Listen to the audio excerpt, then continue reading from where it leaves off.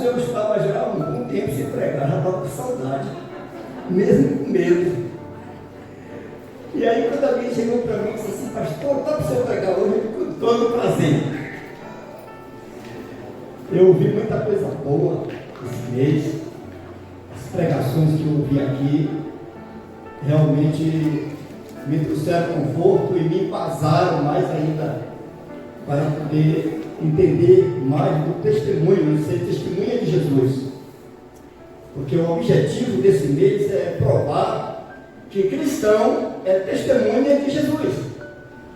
E cada mensagem que foi feita aqui, cada pessoa que pesquisou, cada irmão que veio aqui à frente, deixou essa confirmação. Amém? E aí eu fiquei com vontade de pregar, mas querendo ouvir mais. E como teve uma pregação, teve na quarta-feira, né, nós tivemos um missionário aqui anteontem, para a glória de Deus, falando sobre o testemunho dessa igreja, né, que ajuda ele, que ele vai levar lá para a Junta de Missões Nacionais a mensagem de que ele esteve na melhor igreja do mundo. Ele esteve aqui andando aí para a glória de Deus. Amém? E ele chegou em casa, quando ligou para mim: pastor, eu nunca tive uma igreja como essa. Cheguei, estava orando por missões, estava se consagrando, tudo com missões, enfeitada com missões. Ele ficou encantado. E um dia de quarta-feira, com mais da metade da igreja presente.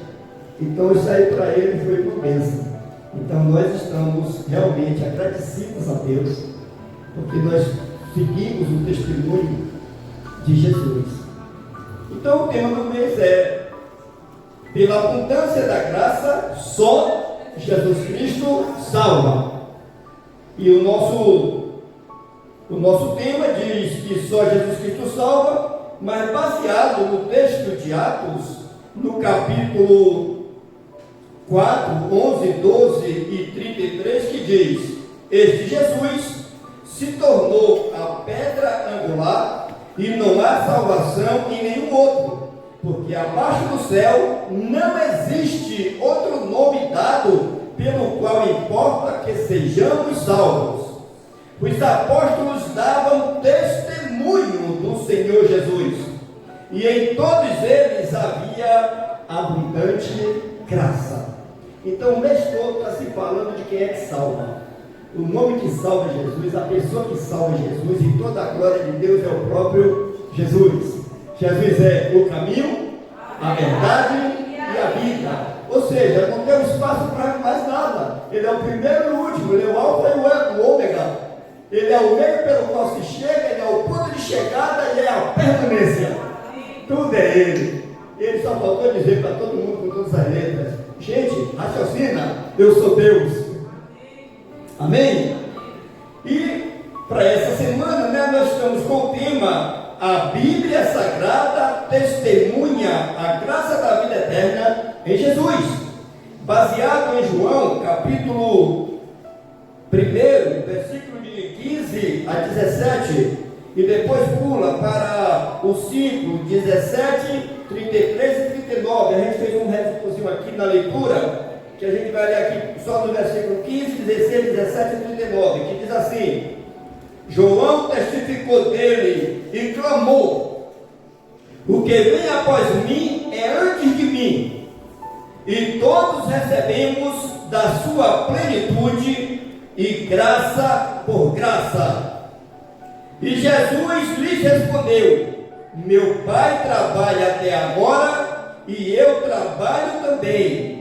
Examinai as Escrituras, porque vós cuidais ter nelas a vida eterna, e são elas que dão testemunho de mim. A Bíblia é o maior testemunho de Jesus. Para declará-lo de uma forma bem convincente, ele disse que nem o testemunho de João Batista era suficiente. Ele disse: olha, eu não gosto de receber testemunho dos homens, apesar de que vocês mandaram pessoas a João Batista e ele deu testemunho de mim, mas eu tenho um testemunho maior do que o João. É o Pai que está comigo, e as obras que eu faço, elas dão testemunho de mim. Mas aqui ele fala com toda a categoria que é a própria Bíblia, que examinada com cuidado, ela vai dar a você a consciência de quem é Jesus. Porque toda a Escritura Sagrada foi escrita para dar testemunho dele. A Bíblia toda, a Bíblia diz, olha, no princípio criou Deus os céus e a terra. A terra era sem forma e vazia, e o Espírito de Deus pairava sobre a face das águas, e disse Deus, haja luz. Quando disse Deus, haja luz, está dizendo que Deus falou, está dizendo que a palavra de Deus se manifestou, e essa palavra se fez carne e habitou entre nós. Então todas as Escrituras Sagradas dão testemunho de Jesus. A luz veio por uma ordem, pela própria palavra Jesus, dizendo, haja luz, porque Jesus é a expressão perfeita do Deus invisível. Dentro dessa leitura nós temos também a seguinte reflexão, baseado na necessidade de todo ser humano. Tanto a pessoa quanto o nome de Jesus é a perfeita expressão de Deus, porque como pessoa ele incorpora a plenitude da mente divina. E o seu nome Jesus é a única forma de pronunciar o nome de Deus, por unir o indizível nome YHWH ao verbo salvar, para a perfeita relação de salvos pela graça, conforme Colossenses 2, 6 e 10, e também João 8, 54 a 59. Dizer só Jesus Cristo salva não se refere à mediação, mas à graça de como Deus se mostra ser. E nessa condição da semana, que a Bíblia Sagrada testemunha a graça da vida eterna em Jesus, no texto que nós lemos de João, tem também a nossa reflexão da semana. Atendendo ao anseio natural dos humanos pela vida eterna, a Bíblia Sagrada testifica que Jesus trouxe a graça e a verdade de que morte é o estado consciente de existir sem poder realizar-se, vegetado no pecado. Então, morte é o estado consciente de existir sem poder realizar-se, vegetado no pecado. E que vida eterna é existir com abundante satisfação proporcionada por Jesus. Como diz lá em Efésios, capítulo 2, versículo de 1 a 5, que diz: Ele vos vivificou, estando vós mortos em vossos pecados e delitos, nos quais viviam antes na vontade da carne, fazendo a vontade do pensamento, e por natureza eram filhos da ira. Esse é morto. É alguém morto, no sentido da palavra morte da vida. É alguém que existe, está consciente de tudo e não consegue fazer o bem que deseja. E é levado pelo sistema do mundo para fazer o que a natureza manda. E a natureza está corrompida desde o dia que Adão pecou. Mas ele diz também uma palavra linda lá em João capítulo 10, de 7 a 10. Jesus fala que a vida é o contrário. A vida eterna é existir com abundante satisfação proporcionada por ele, conforme João 10, de 7 a 10. Eu sou a porta. Aquele que passar por mim entrará e sairá e achará pastagem. O ladrão vem para matar, roubar e destruir. Eu vim para dar vida, e vida com abundância, com a liberdade de entrar e de sair, ou seja, com livre-arbítrio, sendo utilizado conscientemente e em um ambiente onde o mal não existe. Então isso é vida.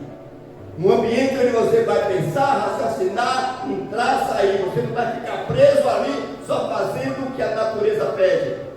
A vida eterna é diferente. você já tem o Espírito Santo te guiando para ter vida com abundância, com pastagens verdejantes, como diz o Salmo 23. O Senhor é meu pastor, nada me faltará. Deitar-me faz em pastos verdejantes, guia-me mansamente a águas tranquilas, refrigera a minha alma. Ainda que eu ande, ainda que eu passe, ainda que eu saia, que eu atravesse o vale da sombra da morte, não temerei mal algum, porque tu estás comigo. A tua vara e o teu cajado me consolam. Então não tem nada para aborrecer. Até a vara, até o cajado é consolo. E certamente que a bondade e a misericórdia me seguirão por todos os dias da minha vida, e habitarei na casa do Senhor por muitos dias. Jesus disse: na casa de meu pai há muitas moradas.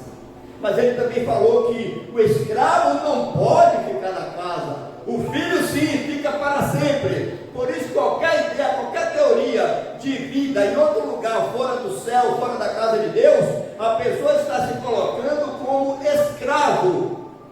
Porque só escravo não pode ir para o céu, para a casa de Deus. Filho pode. Então, se você chama Deus de pai, então você tem que ter na sua consciência que a sua casa é aonde Ele está. Por isso que a oração que o Senhor nos ensinou nos coloca bem e potentemente assegurado de que o Pai Nosso está nos céus. E os céus é a casa dos filhos de Deus.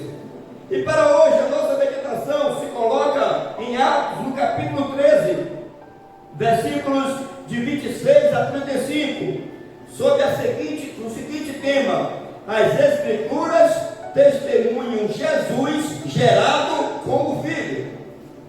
Jesus foi gerado? Jesus não é antes de tudo? Jesus não é o próprio Deus? Sim, mas vamos ver em que condição ele é gerado. Amém?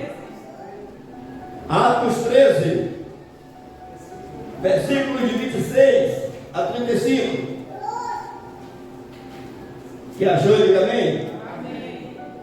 Irmãos, descendência de Abraão, e vós outros que temeis a Deus. Ou seja, vocês que estão aqui, vocês que estão ouvindo, a nós nos foi enviada a palavra desta salvação. Pois os que habitavam em Jerusalém e as suas autoridades, não conhecendo Jesus, nem os ensinos dos profetas, que se leem todos os sábados, quando o condenaram, cumpriram as profecias. Eles, por ignorância, não reconheceram o que as profecias diziam, o que as Escrituras diziam, e condenaram ao Senhor Jesus Cristo. Embora não achassem nenhuma causa de morte, pediram a Pilatos que ele fosse morto. Depois de cumprirem tudo o que a respeito dele estava escrito, tirando-o do madeiro, puseram-no em um túmulo. Mas Deus o ressuscitou dentre os mortos. E foi visto muitos dias pelos que com ele subiram da Galileia para Jerusalém, os quais são agora as suas testemunhas perante o povo. Nós vos anunciamos o evangelho da promessa feita a nossos pais, como Deus a cumpriu plenamente a nós, seus filhos, ressuscitando a Jesus, como também está escrito no Salmo 2: Tu és meu filho, eu hoje te gerei. E que Deus o ressuscitou dentre os mortos, para que jamais voltasse à corrupção. Desta maneira o disse: e cumprirei a vosso favor as santas e fiéis promessas feitas a Davi. Por isso também diz em outro salmo: não permitirás que o teu santo veja corrupção. Que o Senhor nos dê entendimento da sua santa palavra.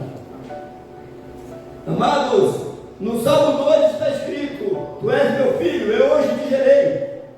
Em Hebreus também, no capítulo 2, no capítulo 1, 1 também fala isso. A qual dos anjos ele disse jamais: tu és meu filho, eu hoje te gerei.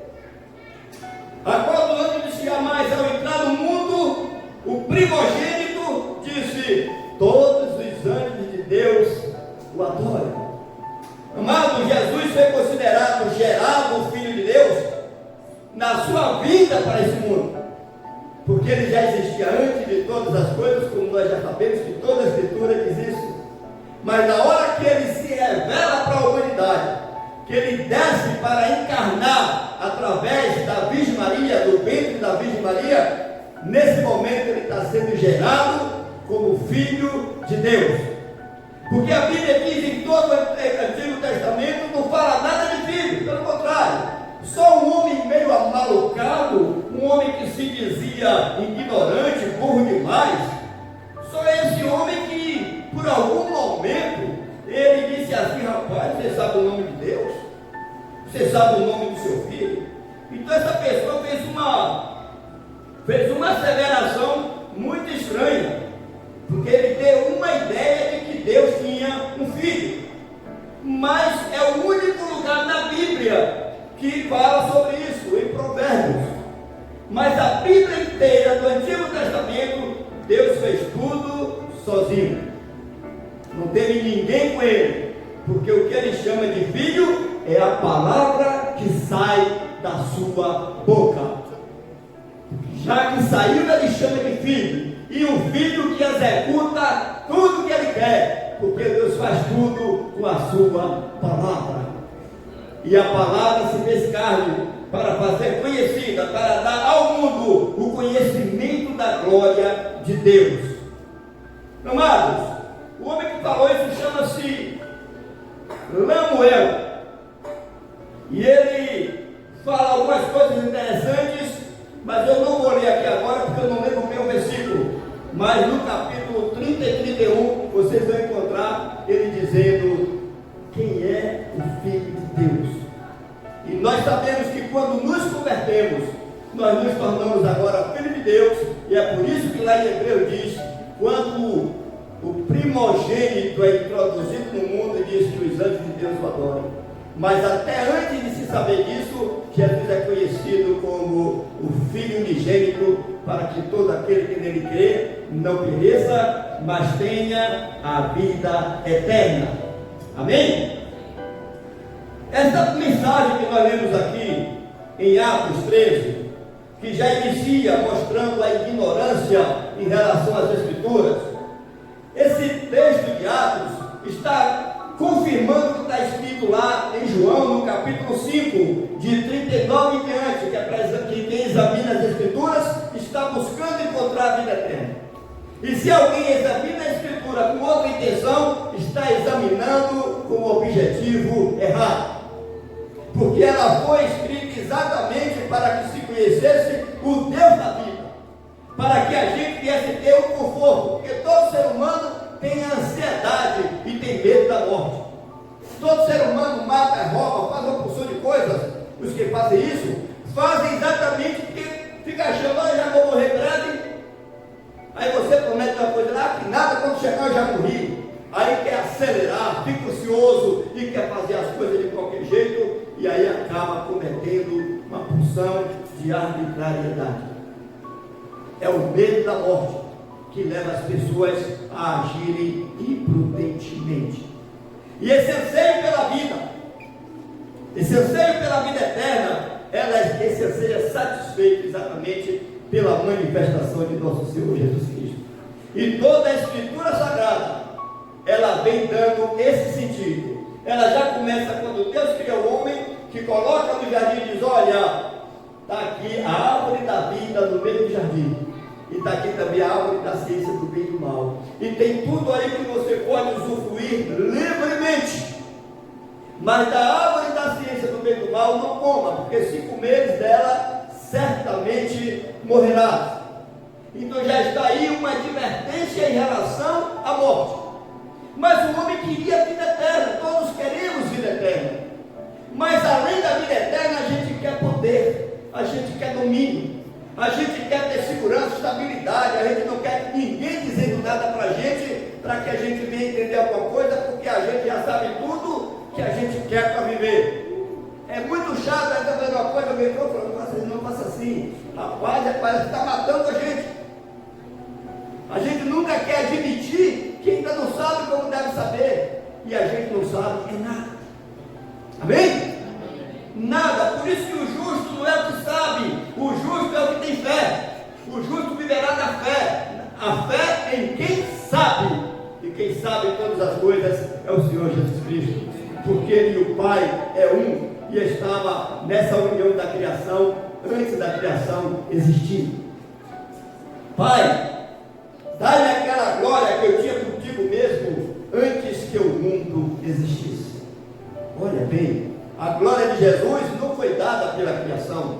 A glória de Jesus não foi dada pelo que a gente enxerga. A glória de Jesus já era antes de todas as coisas existirem.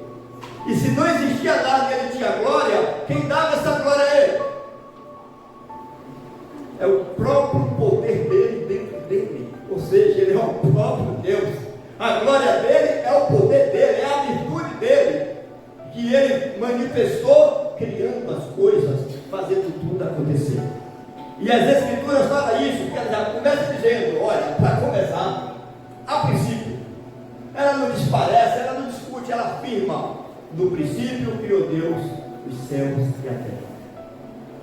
E quando o homem peca, quando o homem cai, a primeira promessa de Deus é, olha, vou fazer nascer um da mulher, a semente da mulher, que vai ser ferido no calcanhar, mas vai pisar a cabeça do mal. E quando fere o mal, significa o quê? Se o mal foi ferido, se a cabeça do mal foi ferida, a cabeça é aquela que manda o corpo não tem mais nenhum comando de mal. O que é que vai acontecer com quem estiver vivo? A vida eterna.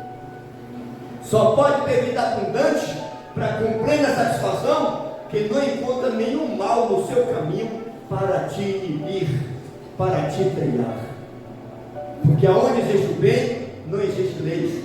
Porque aonde existe só o bem, é o amor que prevalece. Amém? E é por isso que às vezes ele veio trazer o amor. E nós temos a mensagem na própria Escritura, palavra de Paulo, lá em Romanos, no capítulo 16, versículo 10, que a Bíblia dá testemunho de Jesus de uma forma extraordinária. Então, quando ele diz lá em Gênesis, no capítulo 3, 15 e 16, ele fala lá para a serpente, já que você fez isso, é maldita mais do que tudo, porém inimizade entre ti e a mulher, entre a tua semente e a sua semente, esta lhe ferirá a cabeça e tu, esta lhe ferirá a cabeça e tu lhe ferirá o calcanhar. Aí agora, amados irmãos, em Romanos, no capítulo 16, versículo 20, a palavra de Deus diz como é que isso vai acontecer, como é que esse filho, essa semente da mulher vai realizar essa grande façanha. Olha, Deus é conhecido como Deus Todo-Poderoso, Deus é conhecido como varão de guerra, Deus é conhecido como Senhor, como juiz, como justo, como tanta coisa. Mas veja com que qualidade Deus destrói o inimigo. É a qualidade que todos nós deveríamos assumir para que o diabo não tivesse mais como reagir. Veja o que é que diz em Romanos 16, 20. E o Deus da paz em breve esmagará debaixo dos vossos pés a Satanás. A graça de nosso Senhor Jesus seja convosco. Amados, Deus não fala em pisar, sapatear, não fala em amaldiçoar, não fala em bater, não fala em empurrar, não fala em apertar. Ele fala na paz. A paz é a arma que esmaga todo o poder das trevas. A paz é um poder extraordinário que tira todos os recursos do verdadeiro inimigo das nossas almas. E essa paz está descrita em toda a Escritura, que é a semente da mulher, Jesus Cristo.